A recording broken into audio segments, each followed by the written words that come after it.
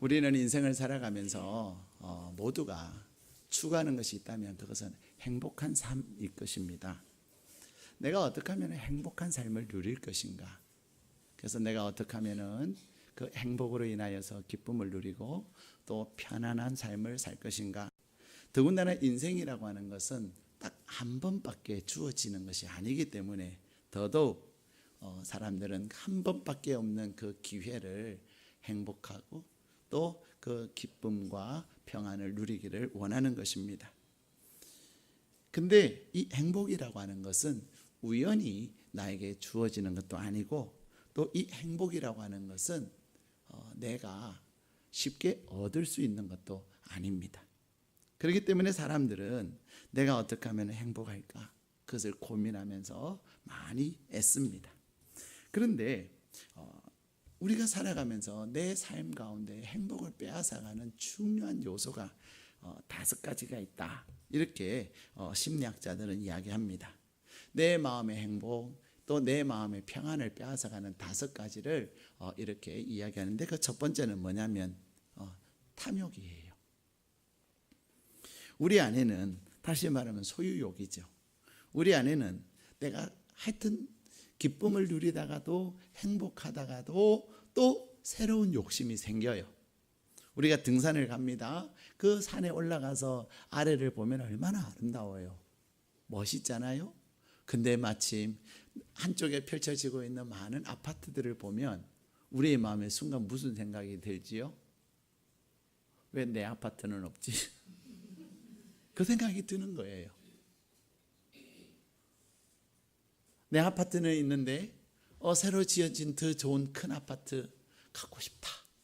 그것을 생각하는 순간에 오늘도 내가 산 정상을 밟다니 또 정상까지 올라가는 동안에 보았던 많은 자연들을 인한 기쁨과 행복은 와르르 무너집니다. 그러면서 순간순간 생각나는 사람들이 있죠. 뿐만이 아닙니다. 우리에게는 성취욕이라는 것이 있습니다. 이뤄내야 되는 거예요. 돼야 되는 거예요. 이뤄내야 되고 돼야 되는 그 성취욕이 우리로 하여금 얼마나 긴장하게 만들고 또 이루지 못한 것에 대해서 굉장히 고통스럽게 합니다. 내가 지금 이루지 못했다고 영원히 이루지 못하는 것이 아님에도 불구하고 이루지 못함으로 인해서 실패자인 것 같고 이루지 못한 것을 인해서 무능한 것처럼 여겨지면서 무너질 때가 있습니다. 세 번째는 질투예요. 넉넉함에도 불구하고 또 행복함에도 불구하고 순간 남의 떡이 더 커 보여서 남의 집에 있는 그 잔디가 더 푸르게 보여서 오히려 내 것이 아무것도 아닌 것 같고 대수롭지 않게 여겨질 때가 한두 번이 아닙니다. 그러면서 괜히 미운 거예요. 누군가가 대단한 것을 얻는 것 같고 누군가가 굉장한 것을 이룬 것 같아가지고 부러워했는데 그래서 그게 뭐야? 물었더니 에게 그것밖에 아니야? 에게 그게 그 정도야? 이러면서 안도의 마음을 갖는 그러면서 저 사람이 큰 것을 가지고 그 사람이 많은 것을 가진 것 같아가지고 긴장하면서 길을 쫑긋하고 들었는데 그것밖에 안 돼? 그것 정도야? 이러면서 안도의 한숨을 쉬면서 우리의 얼굴이 환해지는 그런 모습 그런 경험 해보셨습니까? 여러분들은 일회 충신교회 성도라서 그런 마음이 없지만 우리는 늘 남이 잘 되기를 바라지만 저 아래 충신교회 다니는 사람들은 그런 사람들이 있어요. 잘 되면 어떡하지? 잘 되면 어떡하지? 또 궁금하잖아요. 그래가지고 막 캐물었는데 이게 그러면서 마음으로 휴 하면서 빵긋 웃는 사람들의 모습 끊임없이 질투와 또 그 질투가 우리로 하여금 시기하게 만들고 또 그 질투가 심지어는 미워하게도 만듭니다. 네 번째 우리의 마음의 평안을 빼앗아가고 우리의 마음의 행복을 무너지게 하는 게 뭐냐면 분노예요. 이 감정 조절을 하지 못해서 그 순간만 딱 넘어가면 되는데 그 순간을 참지 못해서 확 폭발시킨 그 감정 그 분노가 두고두고 후회하고, 때로는 그 분노로 인해서 엄청난 기회를 박탈당할 때가 있습니다. 예. 마지막 5번째는 교만함이에요. 이 교만함이 우리로 하여금 진실하지 못하게 만들고요, 또 이 교만함이 또 내 삶을 이렇게 겸허하게 인정하지 못하게 만들 때가 참 많습니다. 그래서 괜찮은 척, 대단한 척 그렇게 포장할 때가 의외로 많습니다. 우리의 마음의 탐욕이나 우리의 마음의 성취욕, 또 우리 안에 있는 질투나 분노, 더 나아가서 교만한 그러한 마음들이 내 마음의 평강과 내 마음의 행복을 깨뜨릴 때가 한두 번이 아닐 것입니다. 여러분이 지금까지 살아오면서 좋다, 행복하다, 그런데 그것이 일순간 무너졌던 순간들을 한번 가만히 생각해 보세요. 이 5가지 중에 하나, 때로는 이 5가지 중에 하나가 아니라 2개, 3개가 얽혀가지고 내 안에 행복을 무너뜨리고, 마냥 좋고 감사했는데 갑자기 그러한 생각이 훅 들어오는 가운데 내가 갈등했던 그런 순간들이 있었을 것입니다. 그래서 노벨상을 받았던 알렉시스 카렌이라고 하는 박사는 근심과 싸워 이기는 방법은 방법을 터득하지 못한 사업가는 일찍 죽는다, 그렇게 얘기해요. 내 마음에 있는 염려, 내 마음의 평안함이 깨지고 내 마음의 행복이 무너지는 순간 우리는 근심하게 되거든요. 그것을 내가 다스리지 못하는 사람은 오래 살지 못한다는 것입니다. 오늘 하나님은 그러한 인생을 살아가는 저와 여러분을 향하여서 이렇게 말씀하십니다. 평안을 너희에게 끼치노니. 평안을 너희에게 끼치노니. 여러분은 평안하십니까? 여러분은 행복하십니까?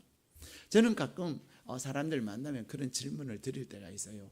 행복하세요? 이렇게 물을 때가 있어요. 어떤 사람은 네 이렇게 자신 있게 대답하는 사람들도 있지만, 어떤 분들은 주저하면서 대답하는 분도 있고요, 또 어떤 분은 아니라고 말씀하시는 분도 있어요. 근데 네라고 대답은 하나 실상 대화를 나누다 보면 행복하지 않은 분들이 참 많아요. 오늘 하나님께서 우리에게 주신 말씀에 보면은 우리 주님은 제자들을 향하여서 평안을 너에게 끼친다, 평안을 너에게 준다고 말씀하시면서 이 시대를 살아가는 저와 여러분을 향하여서 동일하게 말씀하고 계십니다. 오늘 이 요한복음 14장 27절의 배경은 그렇습니다. 이제 3년 동안 동고동락했던 예수님이, 주님이 이 땅에 오신 목적인 인류의 죄를 위해서 십자가에서 죽으셔야 하는 제자들과의 이별의 상황을 바로 목전에 두고 있는 그런 상황 속에서 제자들에게 말씀하세요. 이제 내가 너희를 떠나게 된다. 이제 내가 너희들과는 더 이상 함께 할 수 없다 말씀하고 계세요. 나는 고난을 당해서 죽지만 내가 죽는 것으로 끝나지 아니하고 반드시 내가 죽은 자 가운데서 3일 만에 살아난다. 그렇지만 나는 살아나지만 너희들과 함께 있는 것이 아니라 나는 아버지께로 간다. 나는 아버지께로 가지만 하나님께서는, 아버지 하나님은 너에게 성령을 보내셔서 내가 너희와 함께 했던 것처럼 성령님께서 너희들과 함께 할 것이고, 오히려 나와 함께 했을 때보다도 성령님께서 너희들과 함께 해서 더 큰 일들을 너희를 통해서 이룰 거다고 말씀하셨지만, 제자들은 어떻습니까? 주님이 떠난다는 말씀, 주님이 고난을 당하고 죽는다는 그 말씀만 생각하고서는, 그것만 마음에 딱 생각하고는 근심하기 시작한 거예요. 내 젊음을 바쳐서 내 모든 것을 다해서 나는 오직 주님만 바라봤는데 주님이 내 인생에서 이제는 허망하게 나를 떠나신다고. 그럼 나는 뭐야? 라고 생각을 하니까 제자들은 근심이 확 밀려오는 거예요. 어떻게 하지? 내가 3년 동안 따라다녔는데 마치 닭 쫓던 개처럼 나는 아무것도 없는 것인가?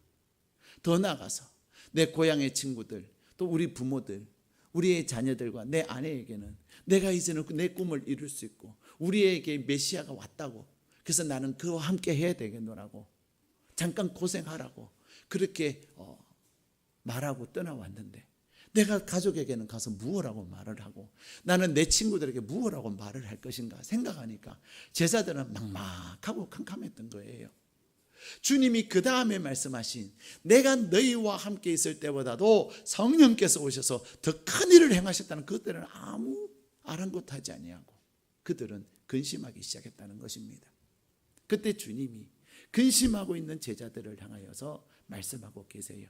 근심하고 그 근심으로 두려워하고 있는 저와 여러분을 향하여서 우리 주님은 말씀하세요. 너희에게 평안을 주노라. 이 평안이라고 하는 말은 헬라어로 에이레네라는 말이에요.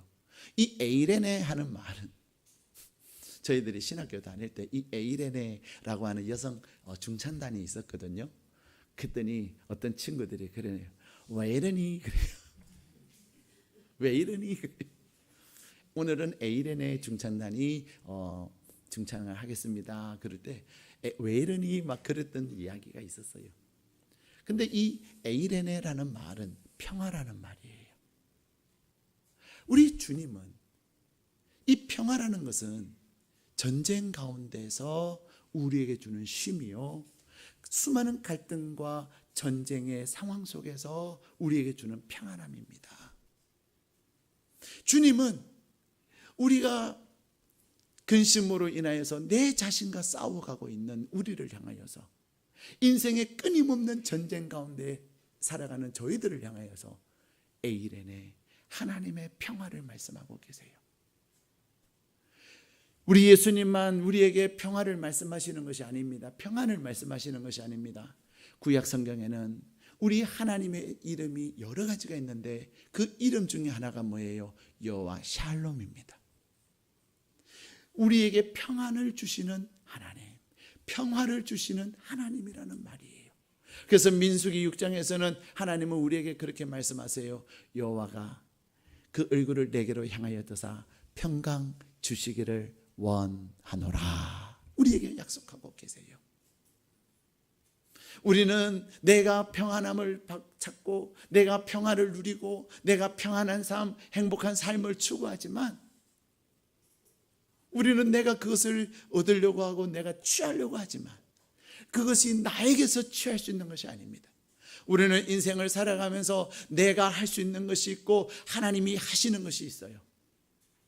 우리는 내가 하나님이 하셔야 되는 그것을 내가 할 수 있다고 생각할 때가 참 많습니다. 내가 할 수 없는 하나님이 하셔야 되는 그것을 내가 할 수 있다고 생각하고 내가 하려고 할 때 우리의 마음에 찾아오는 것이 뭐냐면 근심이에요. 안 되면 어떡하지? 못하면 어떡하지? 여러분, 돈은 누가 주셔야 됩니까? 출애굽기 16장에 보면은 하나님께서는 내가 아침 저녁으로 만나와 메추라기를 내려주시겠다고 말씀하십니다. 내가 너희에게 양식을 주겠다고 말씀하십니다. 이 양식이 뭐예요? 돈을 버는 거예요. 이 돈을 버는 것은, 양식은 하나님이 주시는 것이지 우리가 할 일이 뭐예요? 우리가 할 일은 하나님이 주신 그 만나와 메추라기를 가서 거두는 거예요. 생산은 하나님이 하시지만 우리가 할 일은 하나님이 주신 것을 내가 거두는 거예요. 근데 우리는 내가 거두는 그것을 내가 만든다고 생각하고 내가 생산한다고 생각을 하는 거예요. 거두는 것은 걱정할 게 없어요. 하기만 하면 되는 거예요. 생산의 문제는 우리는 잘 될까 잘 되지 않을까 늘 노심초사하게 만듭니다. 왜? 나의 영역이 아니니까. 물질도 그렇지만 평안도 마찬가지예요. 평화도 마찬가지예요. 끊임없이 우리의 인생의 갈등과 끊임없는 나 자신과의 싸움에서 내가 이기느냐 지느냐의 문제에 있어서 평안은 주님이 주시는 선물인 것입니다. 하나님께서 우리 인생을 살아가는, 끊임없는 전쟁 속에서 살아가는, 사람과 사람과의 전쟁, 관계와 관계 속에서의 전쟁, 그 전쟁 속에서 살아가는 저희들, 그래서 그것에서 이기게 될지 지게 될지 알지 못하는 우리의 마음에 찾아오는 근심과 두려움 가운데 있는 우리를 향하여서 하나님께서 약속하시는 그것이 바로 평안이요, 그것이 바로 하나님의 에이레네요 샬롬인 것입니다. 오늘 주님은 우리에게 말씀하십니다. 평안은 주님이 주시는 것이다. 내 삶의 샬롬은, 내 삶의 에이레네는, 내 삶의 평화와 내 삶의 평강과 내 삶의 행복은 하나님이 주시는 것이다. 그것을 우리에게 말씀하고 계시는 것입니다. 스페인 마드리드라는 곳에서 시내버스에 이런 광고가 붙어 있었습니다. 하나님은 아마 존재하지 않을지도 모릅니다. 그러니 당신의 삶을 즐기십시오라는 광고가 버스 외면에 이렇게 붙어 있었어요. 죄송합니다. 영어를 써서. 하나님은 아마 존재하지 않을지도 모릅니다. 그러니 당신의 삶을 즐기십시오. 뭐라고 영어로 표현하고 있냐면 God probably does not exist, so enjoy your life. 이렇게 되어 있는 거예요. 여기서 우리가 주목해야 될 게 뭐냐면 probably라고 하는 단어예요. 이 probably라고 하는 단어는 아마도라는 뜻이거든요. 누가 지금 이 광고를 냈다고요? 무신론자들이. 무신론자라고 하는 것은 하나님이 존재하지, 신이라는 것은 없다라고 생각하는 사람들을 무신론자다. 신. 근데 그들이 하나님이 계시지 않는다는 것을, 확신하지 않다는 것을 이 광고에서 보여주고 있는 거예요. 하나님은 아마도 존재하지 않을지 모릅니다. 그러니라고 하면 돼요? 안 돼요? 안 되지요. 그런 나라고 해야 됨에도 불구하고 그들은 so enjoy your life 이렇게 말한 거예요. 여러분의 인생을 즐겨라는 거예요. 무신론자들이지만 그들은 하나님이 계시지 않는 것을 확실하게 말을 하지 못했습니다. 불확실한 그것에 여러분의 인생을 맡기라고 무신론자들은 말을 하고 있다는 것입니다. 또 하나는 무엇입니까? 아마도 하나님이 계시지 않는다고 확실해서 말할 수 없다고 하는 것은 계신다는 것을 반증하는 거예요.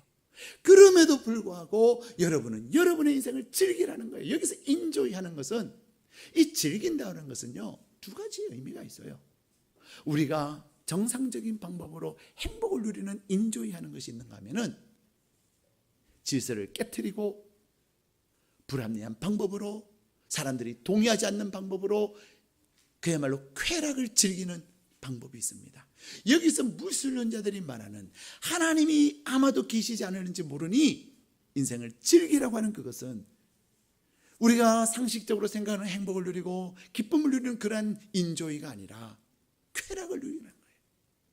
질서를 깨뜨려가면서. 저는 며칠 전에 신문에 그런 기사를 본 적이 있어요.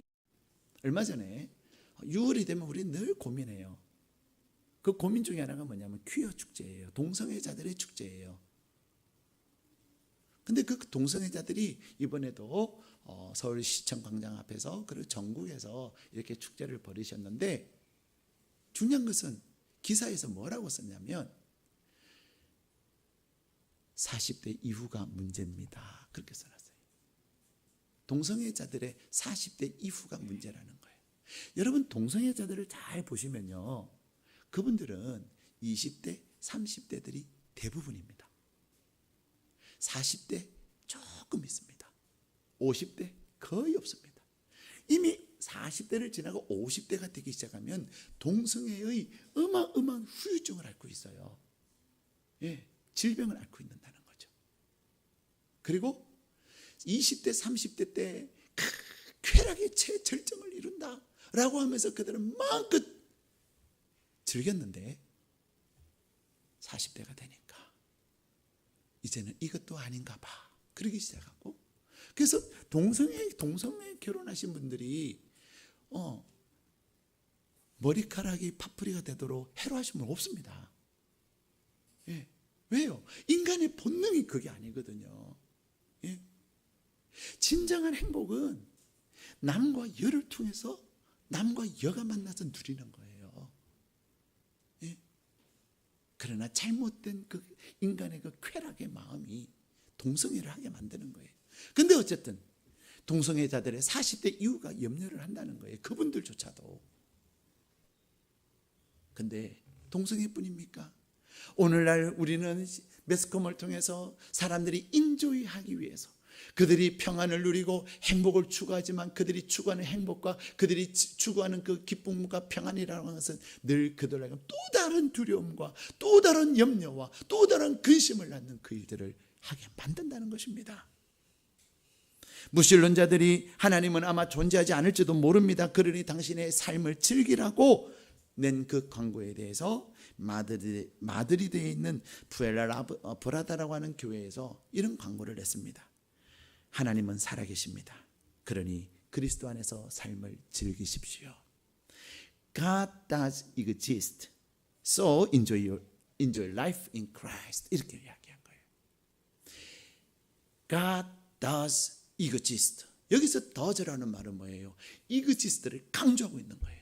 무신론자들은 하나님이 존재하지 않는다는 것을 그들은 강조할 수 없었습니다. 그래서 그들은 probably, 아마도라고 말했지만, 하나님을 믿는 자들은 하나님의 살아계심을 경험한 자들은 하나님께서 God does exist라고 말하는 거예요. 하나님은 반드시 존재하기 때문에 진정한 행복은, 진정한 평안은 오직 예수 안에서 즐기고 예수 안에서 누리라는 것입니다. 사랑하는 여러분, 오늘 하나님은 우리에게 말씀하십니다. 행복하고 싶지 않는 사람이 누가 있겠습니까? 평안하지 않는 사람이 누가 있겠습니까? 그러나 진정한 평안, 진정한 행복은 오직 우리를 만드신 하나님께서 주시는 것임을 꼭 믿으시기 바랍니다. 오늘 주님은 우리에게 말씀하십니다. 평안을 너에게 끼친다, 평안을 너에게 준다라고 하는 이 말의 의미가 무엇입니까? 평안을 주시는 분은 주님이신데 주님이 우리에게 평안을 주신다는 말의 의미가 뭐냐는 거예요. 왜 우리가 평안이 깨지죠? 왜 우리의 마음의 행복이 깨지죠? 서두에 말씀드린 것처럼 내가 할 수 있는 것이 아닌 하나님의 영역의 것을 내가 하려고 하니까 근심이 되고 두렵고 불안한 거예요. 주님은 오늘 저와 여러분에게 내가 너에게 평안을 끼친다라고 하시는 그 말씀의 의미는 내가 너희를 책임지신다는 것입니다. 내가 근심하고 있고 내가 염려하고 있고 내 근심과 염려로 인하여 내가 두려워하고 있는 내 삶의 문제를 내가 책임진다. 그 문제가 풀어지고 그 문제가 해결되실 때 우리는 무엇을 느낍니까? 기쁨을 누리고 행복을 누립니다. 내가 책임지겠다. 내가 그것을 해결한다. 우리의 주님은 약속하고 계시는 것입니다. 사랑하는 여러분, 여러분이 지금 근심하고 있는 것이 무엇입니까? 내가 3년 동안에, 내가 5년 동안에, 심지어 내가 10년 동안에, 또 20년 동안에 내가 모든 것을 다해서 올인했는데 아직도 결과가 보이지 아니하고 아직도 내가 그것에 대해서 미심쩍고 확신하지 아니하는 그 어떤 것, 그것이 무엇입니까? 그것은 나의 영역이 아니기 때문이에요. 그것은 하나님이 하셔야 되는 영역이기 때문에 우리는 염려가 되는 것입니다. 근심이 되는 것입니다. 안 되면 어떨까가 초조한 것입니다. 그런데 오늘 주님은 말씀하십니다. 내가 근심하고 있는, 내가 3년 동안에, 내가 5년 동안에, 심지어는 내가 10년, 20년 동안에 내가 올인했던 그것들에 대해서 주님이 책임지신다. 내가 아마 지금까지 될 듯 하면서 안 됐고 또 된 것 같았으나 또 안 됐던 그것, 내가 아마 나에게 맡겨라. 그래서 주님은 마태복음 11장 28절 29절에 그렇게 말씀하십니다. 수고하고 무거운 짐진 자들아 다 내게로 오라. 내가 너희를 쉬게 하시겠다고 약속하고 계십니다. 시편 23편에서는 하나님은 말씀하십니다. 여호와는 나의 목자시니 내게 부족함이 없으리로다. 그가 나를 푸른 풀밭에 누이시고 실만한 물가로 우리를 인도하시겠다고 약속하고 계시는 것입니다. 우리가 인생의 사망의 음침한 골짜기를 다니지만 그 음침한 골짜기, 사망의 골짜기에서도 우리는 두려워하지 않는 이유가 뭐예요?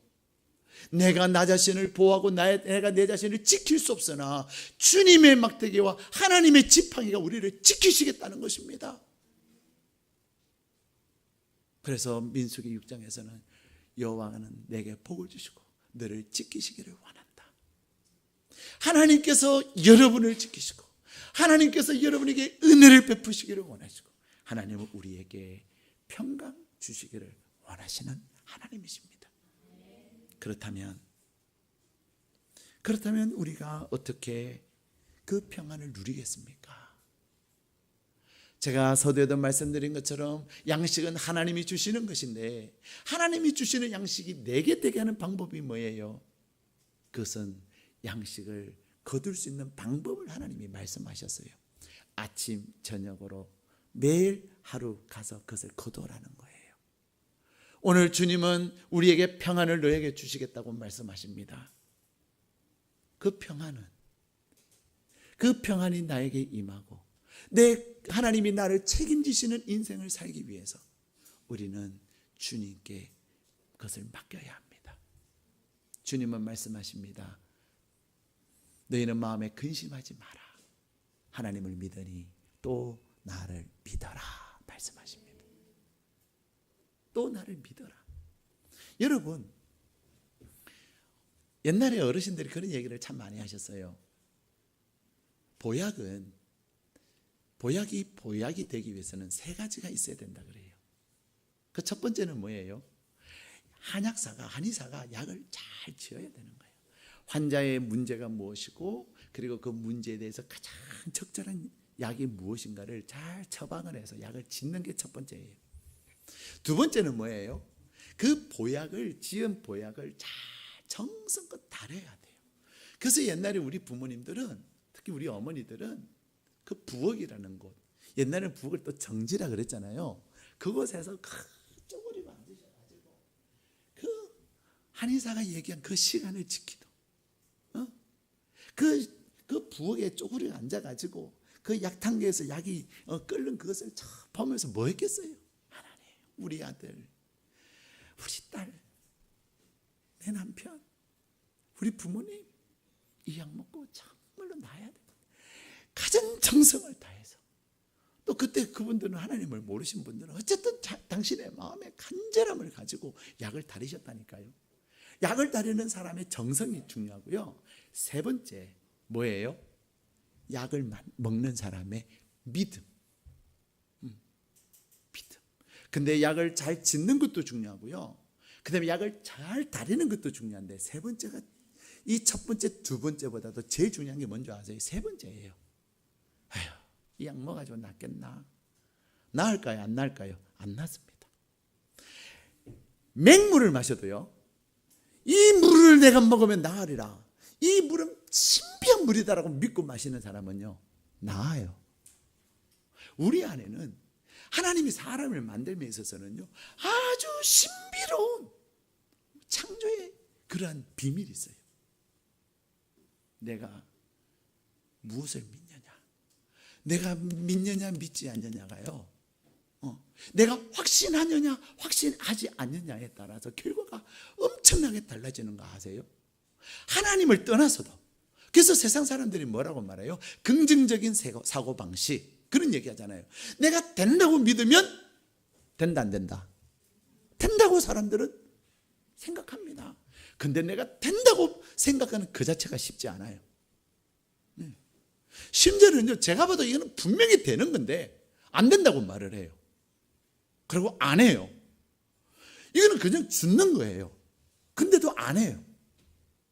근데 우리에게는 내가 단순히 긍정적인 사고방식을 갖고 내가 내 스스로 내 안에 나의 어떤 확신, 자기 확신이 아니라 전능하신 하나님께서 우리 가운데 약속하신 그것을 내가 행하는 거거든요.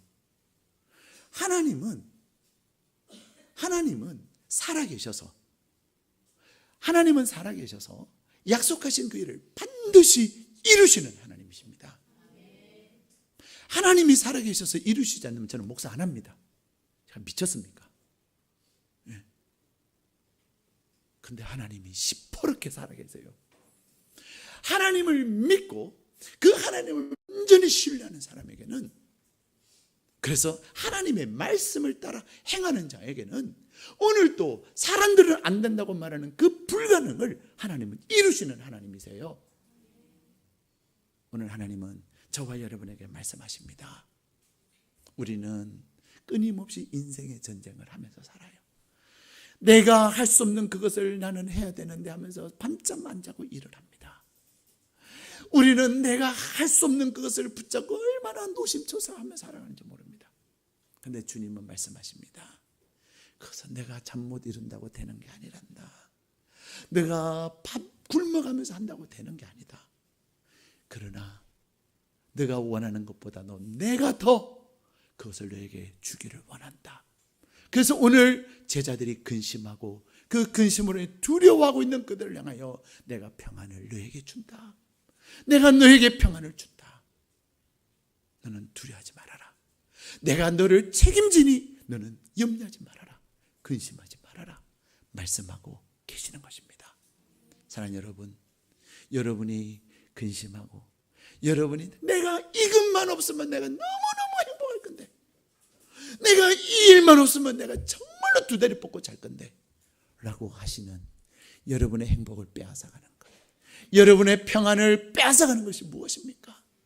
오늘 그런 여러분을 부르시고 여러분에게 말씀하십니다. 내가 너에게 평안을 준다. 내가 너에게 평안을 준다.